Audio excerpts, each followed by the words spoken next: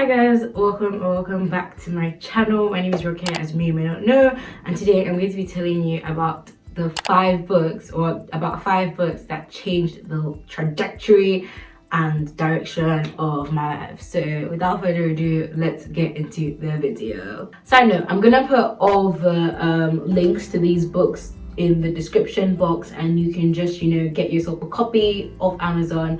I would make a very small profit from the books if you do decide to buy them, so please buy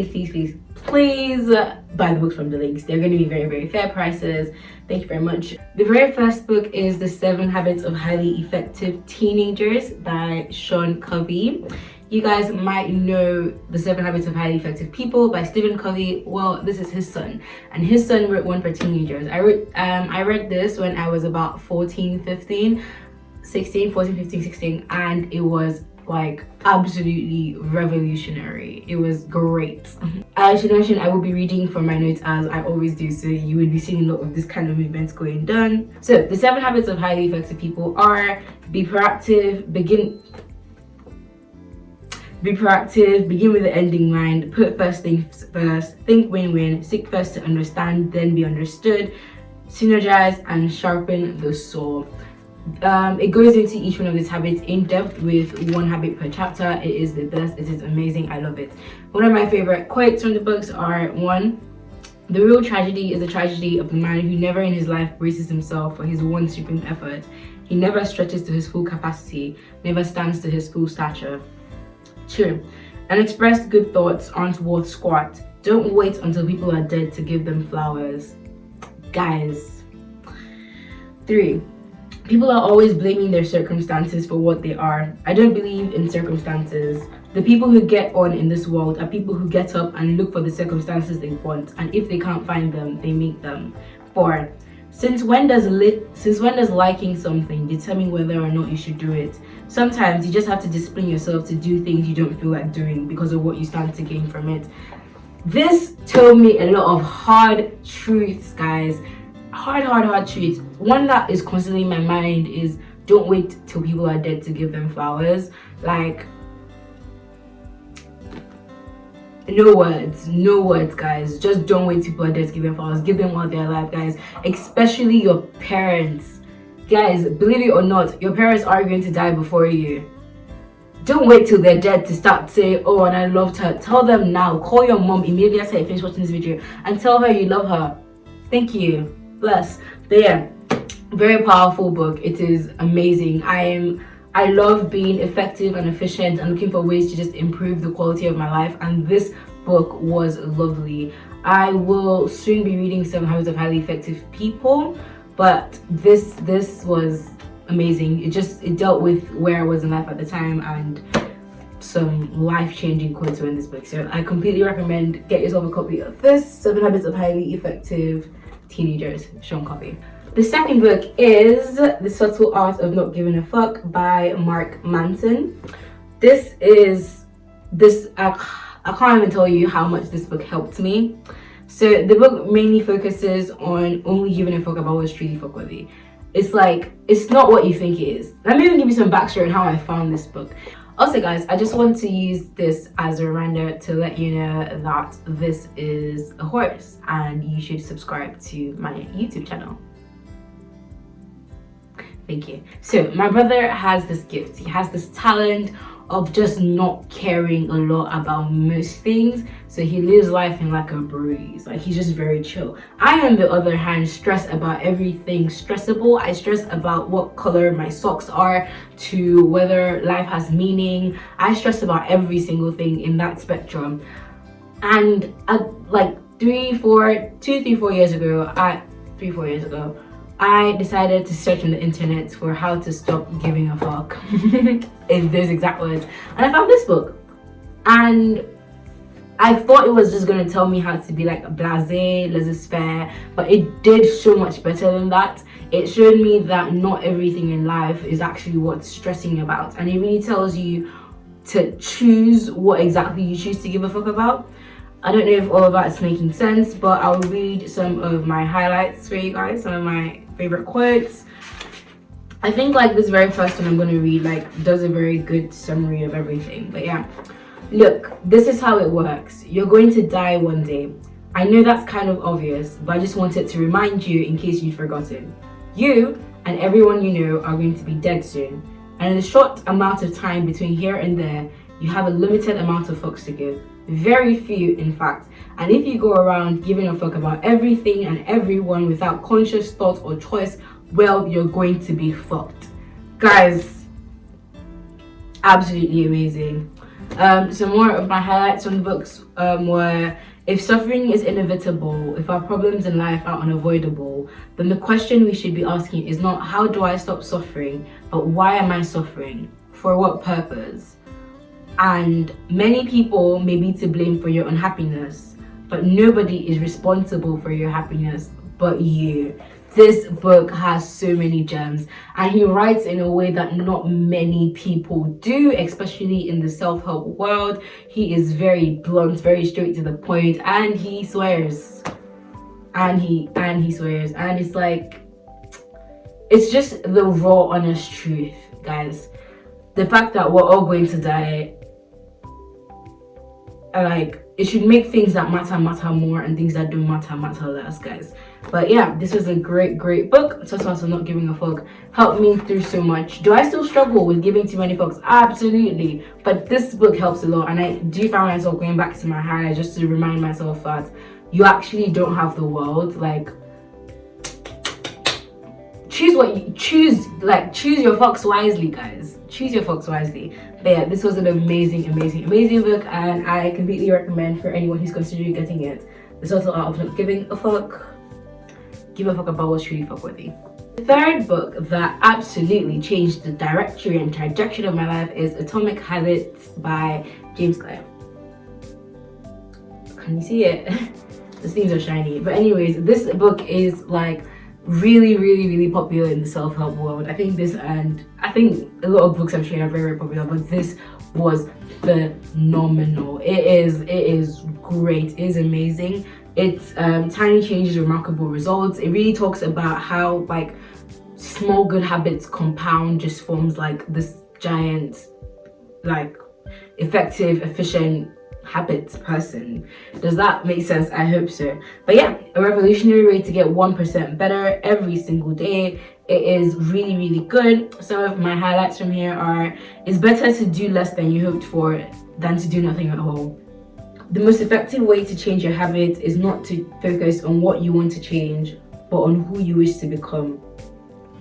This is so good, guys. I'll give you an instance, right? So imagine, you are trying to get into the habit of reading, normal, and you set yourself the goal of, I'm going to read one book every month for a year, and I'm going to read 12 books by the end of the year. That is your goal.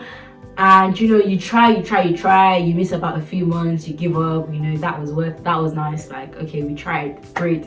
That's example A. Example B, you don't focus on reading 12 books in a year, you don't focus on reading one book every month, but you focus on becoming a reader. Guys, the difference between these two ways of thinking is just like miles apart. I just recommend you try it. But yeah, he talks a lot about how your identity actually is tied to your habits, and the process of habit formation is actually the process of becoming yourself. It's very interesting, and I do recommend that I read it. More highlights: disciplined people are better at structuring their lives in a way that doesn't require heroic willpower or self-control. In other words, they spend less time in tempting situations. Self-control is a short-term strategy, not a long one, guys. So basically, this is about structuring your life in a way that requires you to use less discipline when you want to do stuff, because guys, self-control is a scam. Is a scam, is a lie, is not real. It's I can't even bear it, guys. Self-control, absolutely not. Me wanting to wake up in the morning saying, oh yeah, no, I'll sleep at 2 a.m. and wake up at 5 a.m. but like I'll will myself to do it, as a lie. It's better you just structure your life in a way that becomes easier for you. That's one of the ways he talks about building atomic habits, which is making the habit you want to develop easier, make it look attractive. You're basically deceiving your brain to think you like what you're doing. Make sure there's a reward attached to it. Guys, make the habits easy and make the habits you want to break difficult. don't be doing this to ourselves, okay? Another highlight is people think I work hard, but I'm actually very lazy. I'm just proactively lazy. It gives you so much time back.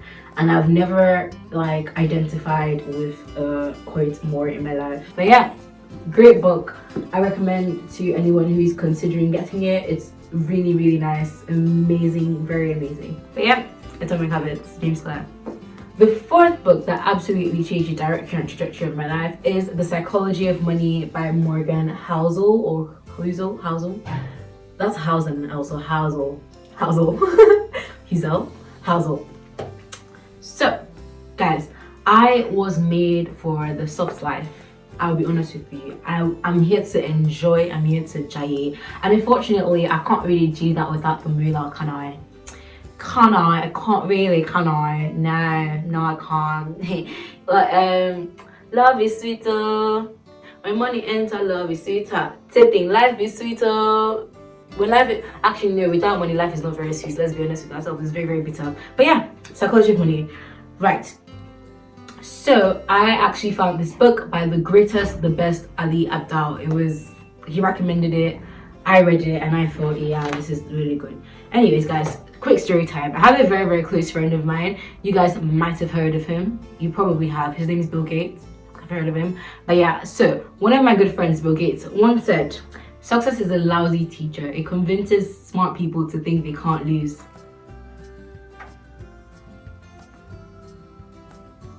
He's such a great friend. But yeah, I'm going to read you an extract from this book actually. It's in chapter 3. Just find it. And it's the third chapter is called Never Enough. Right. Very first page, guys. John Bogle, the Vanguard founder who passed away in 2019, once told a story about money that highlights something we don't think about enough. At a party given by a billionaire on Shelter Island, Kurt Vonnegut informs his pal, Joseph Heller, that their host, a hedge fund manager, had made more money in a single day than Heller had earned from his widely popular novel Catch-22 over its whole history. Heller responds, yes, but I have something he will never have. Enough. Enough! I was stunned by the simple eloquence of that word, stunned for 2 reasons. First, because I've been giving so much in my own life, and second, because Joseph Heller couldn't have been more accurate. For a critical element of our society, including many of the wealthiest and most powerful among us, there seems to be no limit today on what enough entails. It's so smart and so powerful. Guys, that has never really and truly left my mind, because I just feel like we as a society, not even as a generation, just as a society, there is no measure of what is enough. Like, you just want to keep amassing and amassing and amassing and amassing, and what is enough, we don't know. You get to the point where you can feed yourself, your family, and you're pretty comfortable, but you don't have enough. It's crazy. But I think just coming to the mindset of like having enough, like where I am right now, I have enough. I don't need to amass more. It's such a healthy and stable place to be. But yeah, this book, Psychology of Money, doesn't necessarily tell you like how to invest into stocks, index funds and things like that, but it does tell you something way more important, which is where your mind should be at before you even consider starting this journey, because it's just great. Like the mental process of someone who is wealthy, it's amazing. But yeah, I'll read you some of my favorite highlights from The Psychology of Money. 1. Humility, kindness, and empathy will bring you more respect than horsepower ever will. Guys, I know in this chapter he was talking about a car, and how people who buy very expensive cars, a lot of people who do that because of the external admiration that it brings to them. And he explains that people don't actually recognize you as an individual when you're in the car. What they see when they see the car is, oh yeah, that's a rich person, not necessarily you. And what they're really doing is imagining themselves with that car. So it's a whole thing, and I recommend you read this book so much. But yeah, it's really good. And another quote is, wealth is in what you don't see. And that is so true, guys. Wealth is in what you don't see, because you can't see my bank account, sis. Anyways, next, one of the most powerful ways to increase your savings isn't to raise your income, is to raise your humility. People with enduring personal finance success, not necessarily with high incomes, tend to have a propensity to not give a damn what others think about them. Guys, this reminds me so much of my mom. I can't even lie. My mom doesn't give a damn about anybody. Like, everybody's business is their business. She's going to live her life. Like, she is really herself. She's not trying to impress anyone, and it's very, very inspiring, kind of like. But yeah, and the last quote is, if you want to do better as an investor, the single most powerful thing you can do is increase your time horizon. Essentially, guys, start investing now. Immediately after you finish watching this video, liking, subscribing, sharing and commenting, sharing with all your friends, then go and look and read more about finance and start investing now, because you would be amazed at like how confounding compounding is. In fact, I'm going to read you something from here. 8.5 billion dollars of Warren Buffett's $81.5 billion of Warren Buffett's $84.5 billion net worth came after his 65th birthday. Our minds are not built to handle such absurdities. You guys, it's just a very interesting book to have and to read, and I completely and utterly do recommend Psychology of Money, Morgan Housel. It was like £15. I got it off Amazon. It was a good buy. Guys, finally, the last book is Mere Christianity by C.S. Lewis. I am religious, guys. I am Christian. I've never been scared to say that on here. I'm a Christian. And this book, it like, oh God. If you have heard of C.S. Lewis, you probably know him from Narnia. But he also writes like books like these, books like Apologetics, because my guy was an atheist who converted to Christianity, and so it gives you a logical approach and a defense for Christianity and just an explanation of most of the Christian doctrines. And when I tell you it's deep, it is so deep. It is quite a difficult read, guys, I will tell you that. And I'm not just saying that because I'm trying to say, oh, I have read a difficult read. I'm being very honest with you. He chooses the most confusing way to like, I mean, he breaks it down quite nicely, but I think it's the English he uses is just very, very confusing. And you can take like a day to read one chapter, you read it twice, and it's something you have to sit down and really try to understand. But once you do, you really appreciate like the thought that really went into this, because quite frankly, to think the way this man thinks, nothing short of a miracle. But yeah, it's really, really good. Some of my favorite highlights from these was for many of us, the great obstacle to charity lies not in our luxurious living or desire for more money, but in our fear of insecurity. This was really particular to me because, like, I don't personally, the thing is, when it comes to giving out to people, it's not that I'm greedy or like I just want more. I don't want anyone to have any, but it's more like I'm scared that I don't have enough. I'm scared that if I give this out, I'm going to find myself on the streets, homeless. It was very interesting that he just put that out there. I shouldn't have put that first, but it is what it is still. Yeah, next. A moderately bad man knows he's not very good. A thoroughly bad man thinks he's alright, guys.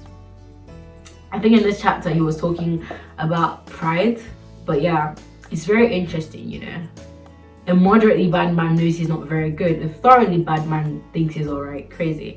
I'm gonna read you guys an extract from this. It's on page 96 in case you do actually get yourself the book. Right. So page 96. You can get a large audience together for a striptease act. That is to watch a girl undress on the stage. Now, suppose you come to a country where you could fill a theatre by simply bringing a covered plate onto the stage and then slowly lifting the cover so as to let everyone see, just before the lights went out, that it contained a mutton chop or bit of bacon. Would you not think that in that country something had gone wrong with the appetites for food? So in this chapter, he was talking about sexual morality and how like our natural appetite and instinct for sex has been completely twisted. It's been overactivated. It's absolutely insane, and you don't see how absurd it is until you read something like this, where it's like we're actually a bit obsessed with sex as a society. It's a bit scary. It's actually a bit weird. It's actually a bit weird. And once I was able to understand that, I could take a step back and just look at things holistically. Really, really good. Love this. And so let's read the next highlight.